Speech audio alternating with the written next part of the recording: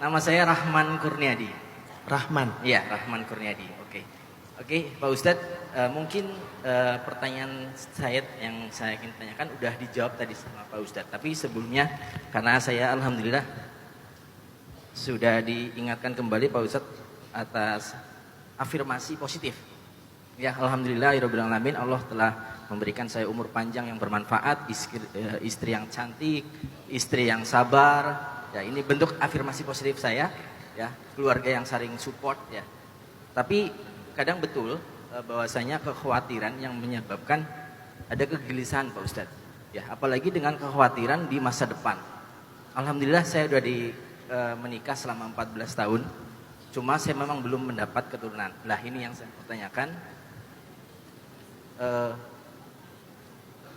Menjaga afirmasi positif atau menjaga rasa kegelisahan saya, menghilangkan rasa kegelisahan saya tentang masa depan yang manusiawi. Kadang saya berpikir siapa yang akan merawat saya nantinya, ya. Padahal saya yakin Allah Maha Penjaga, Allah paham mengabul segala doa-doa kita, ya. Allah akan menjaga saya nantinya seperti apa. Tapi bantu saya Ustadz untuk membooster kembali bahwa saya semakin yakin untuk hal itu, untuk hal-hal yang masa depan saya seperti itu. Baik Kang Rahman, barakallahu fiik. Semoga Kang Rahman segera Allah berikan keajaiban, punya keturunan yang banyak, insya Allah, yang soleh solihah, yang menjadi penyejuk mata bagi orang tuanya. Kang Rahman kayaknya perlu banyak baca kisah Ibrahim dan Zakaria, karena itu kasusnya sama, nggak punya keturunan. Padahal mereka manusia sempurna, manusia sehat, manusia normal, nggak ada yang bermasalah, baik secara kesehatan maupun secara keimanan.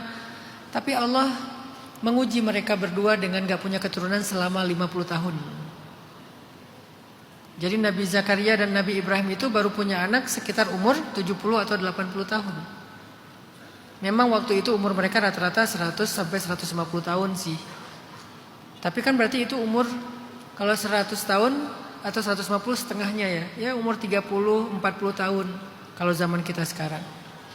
Jadi teman-teman, setelah 50 tahun mereka hidup tanpa keturunan dan mereka nggak pernah berputus asa meminta kepada Allah. Bahkan bahasanya Zakaria itu kalau di surat Maryam gini, Rabbi inni wahanal 'azmu minni washta'ala ar-ra'su syaiba wa lam akum bidu'aika rabbi syaqiyya.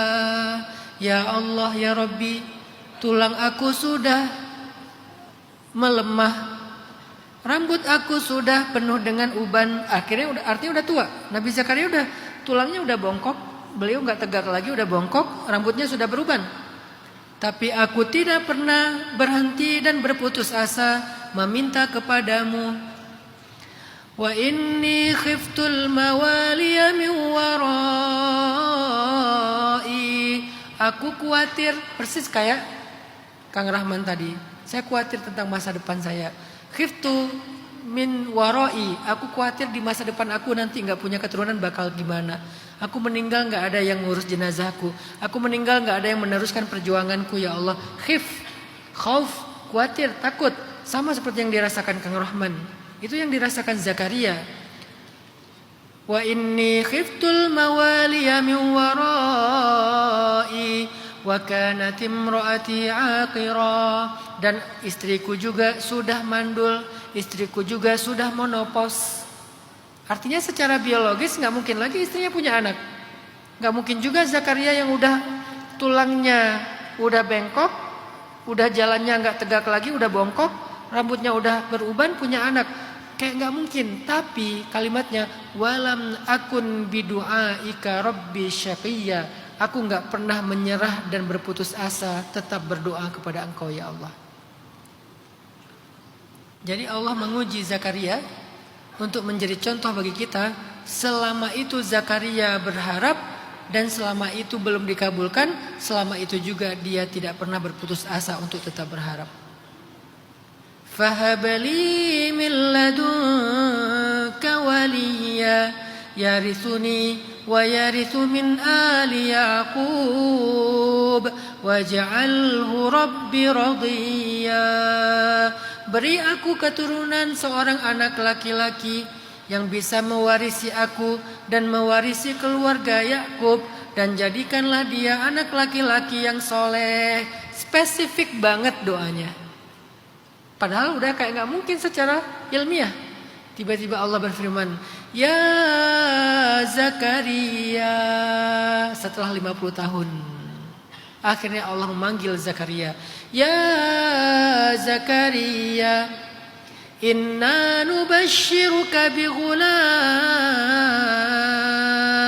ismuhu Yahya lam naj'al lahu min qablu samiyya wa hananan wa zakatan wa kana taqiyya wa barran biwalidayhi wa lam yakun jabbaran shaqiyya wa salamun alayhi yauma wulida wa yauma yamutu wa yauma yub'atsu hayya. Panjang cerita tentang Yahya. Wahai Zakaria, berbahagialah kamu setelah 50 tahun. Berbahagialah kamu, ada berita gembira, kamu akan punya anak laki-laki. Kasih dia nama Yahya. Allah sendiri yang ngasih nama. Bukan minta ke kiai, bukan minta ke habib, bukan minta ke ustadz, bukan minta ke mbah Google. Allah langsung yang ngasih nama. Kurang bangga apa kita dengan nama Muhammad, Abdullah, Yahya? Makanya saya langsung ngasih nama anak laki-laki pertama saya, Yahya. Jadi kayak Allah langsung yang ngasih nama. Ismuhu Yahya, nama dia Yahya. Kita dikasih nama sama ulama aja udah bangga banget. Apalagi dikasih nama sama Nabi, bangga banget. Ini Allah yang ngasih nama. Setelah apa? Setelah 50 tahun sabar. Jadi Kang Rahman dan istri, semoga Kang Rahman dan istri juga mendapatkan berita gembira seperti Zakaria. Walaupun gak harus 50 tahun, mungkin tahun depan, mungkin tahun depannya, tapi bahwa berita itu semoga ada. Dan anaknya seistimewa yang Allah berikan kepada Ibrahim dan Zakaria. Ibrahim juga gitu, kasih dia nama Ismail. Tahu arti Ismail? Ismail itu artinya anak yang suaranya didengar di langit. Bahasa Ibrani yang jadi bahasa Arab. Anak yang suaranya didengar di langit. Sehingga ketika Ismail menangis, langit berguncang, akhirnya keluar air zam-zam yang dibawa oleh malaikat. Dipukul dengan kakinya malaikat, keluar air zam-zam. Kenapa malaikat turun? Karena mendengar suara tangisan Ismail di bumi. Itu Ismail. Yang satu lagi Ishak. Apa maksud dari Ishak? Anak yang cerdas, brilian.